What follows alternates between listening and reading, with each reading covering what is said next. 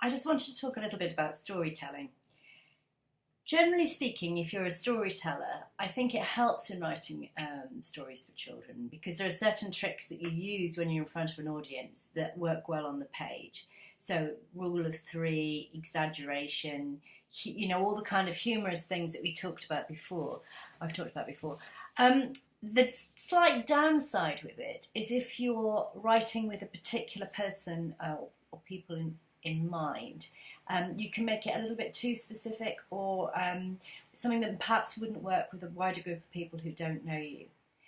There's a different problem, I think, that arises when you read aloud something that you've written because to an audience that you know, because there is something very lovely about being read to, and if you're a good reader, you can sometimes make sentences work that perhaps wouldn't work if you weren't reading them. I was listening to an interview with Julia Donaldson on the radio a couple of days ago, and she was saying when she does her rhymes, she takes them to her husband to read, and she gives him no indication of how she wants them read. And if he reads them badly or with the stress in the wrong place, she redoes them. Because when you read aloud yourself, you know what it is you're trying to say, and you can inject your voice with that, which obviously doesn't happen when it's on the page. So I think that we can learn a lot from oral storytelling. I think reading to children is a great way of finding out whether a story works or not. But then once you've done that, take out the bits that don't work when you read to a child, but then try again to see that it works if someone else reads it.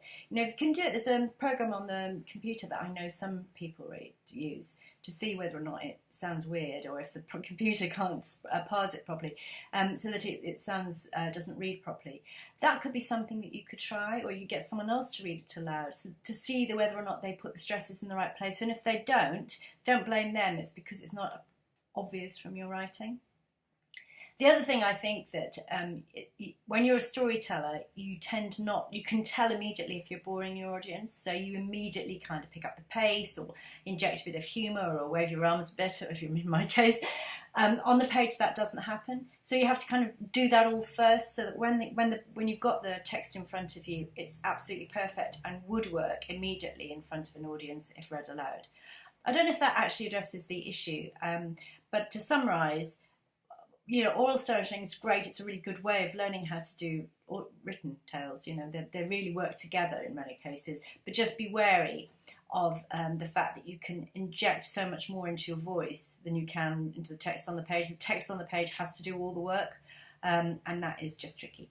But it's a really good way of learning to write.